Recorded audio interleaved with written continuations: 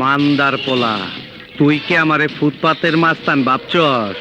2 কোটি টাকার কাম 2 লাখ টাকা দিয়া করবি? আমারে চিনছস?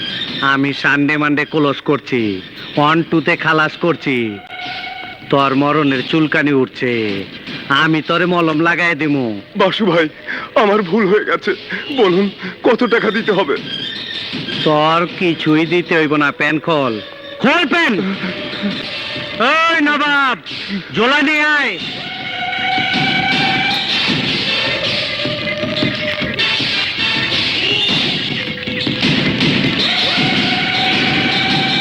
এই আরে ধরে তোল।